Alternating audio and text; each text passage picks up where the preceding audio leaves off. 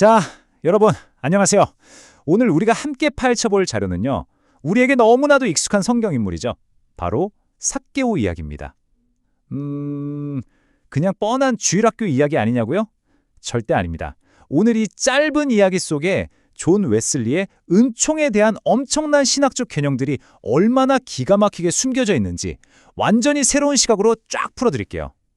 익숙한 이야기 뒤에 숨겨진 진짜 깊은 신학적 의미들 발견할 준비 되셨죠?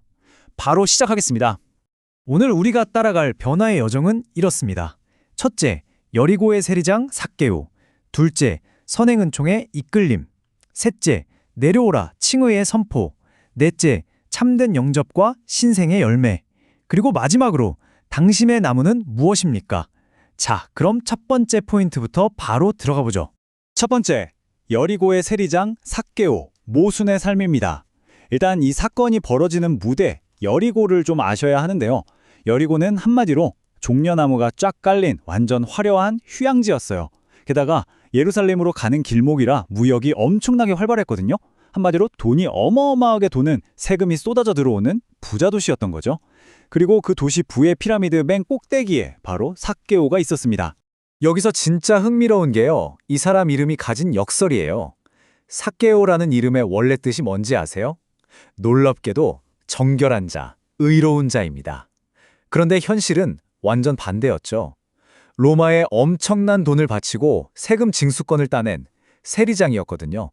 자기 동족들 피눈물 나게 해서 자기 배를 불렸던 이름이랑은 완전히 정반대의 삶을 살고 있던 사람이었습니다. 그러니까 이 엄청난 대비를 보셔야 해요.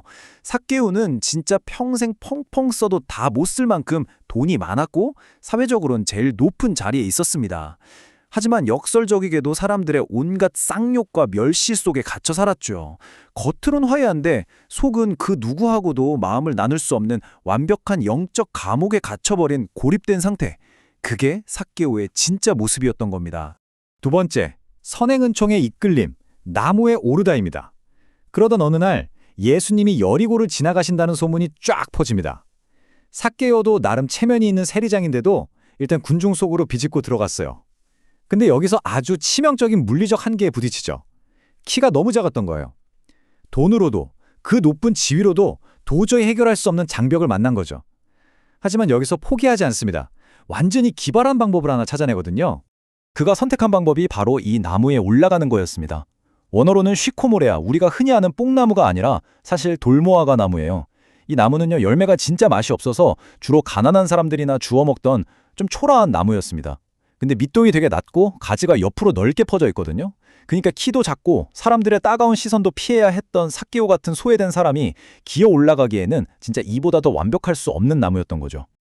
그리고 여기서 존 웨슬리의 핵심 신학이 기가 막히게 등장합니다. 바로 선행은총인데요. 삭개오는 속으로 예수님이 누군지 그냥 궁금해서 올라가는 거야 라고 생각했을지도 몰라요. 하지만 그 알량한 체면 다 버리고 자신의 한계를 뛰어넘어서까지 예수님을 보려고 했던 그 뜨거운 열망. 사실 그게 이미 하나님께서 삭개오의 마음문을 먼저 두드리고 계셨다는 가장 확실한 증거라는 겁니다. 우리가 알아채기도 전에 먼저 다가오셔서 우리를 이끄시는 그 은혜의 손길, 그게 바로 선행은총인 거죠. 세 번째, 내려오라 칭의의 선포입니다. 예수님이 길을 가시다가 우연히 고개를 드신 게 아니에요. 잃어버린 영혼을 정확하게 조준해서 바로 그 돌무화과 나무 아래 딱 멈춰 서십니다. 그리고 평생 아무도 다정하게 불러준 적 없었을 그 이름, 삭개오야 하고 부르시면서 그의 존재 자체를 찾아내시죠.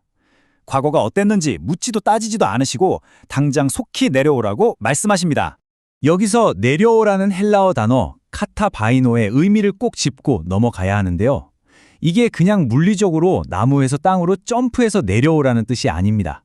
사람들의 시선을 피해서 자신을 꽁꽁 포장하고 있던 그 위선의 나무, 높은 곳에서 남들을 관망하기만 하려 했던 그 자기 방어와 교만의 자리에서 완전히 내려오라는 엄청나게 강력한 영적 초대인 겁니다.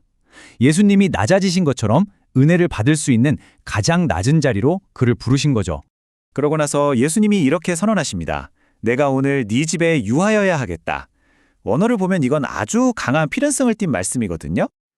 여기서 우리가 챙겨야 할 가장 중요한 핵심이 바로 칭의의 은혜입니다. 자료가 통찰하는 바에 따르면요, 삭개오가 눈물 콧물 쏟으며 회개했거나 삥땅 친 돈을 먼저 갚았기 때문에 의로워진 게 절대 아니라는 겁니다. 여전히 죄 많은 세리장이었지만 예수님이 친히 그를 딱 지목해서 그와 연합하시기로 선택하신 바로 그 순간 하나님 앞에서 의로운 자로 법적인 인정을 받게 된 거죠. 내 행위가 아니라 철저히 일방적인 선언입니다. 넷째, 참된 영접과 신생의 열매입니다. 자, 그렇다면 아무 조건 없이 이런 엄청난 칭의의 은혜를 받은 삭개오가 도대체 어떻게 반응했을까요? 여기서 우리는 웨슬리 신학의 또 다른 거대한 산맥인 거듭남, 즉 신생의 이야기로 넘어가게 됩니다. 예수님의 부르심에 삭개오가 어떻게 하죠? 주저함 1도 없이 쏜살같이 내려와서 예수님을 엄청 기뻐하며 영접합니다. 이때에 쓰인 헬라어 단어가 히퍼데코마이인데요. 이건 그냥 현관문 열어주고 들어오세요 하는 수준이 아닙니다.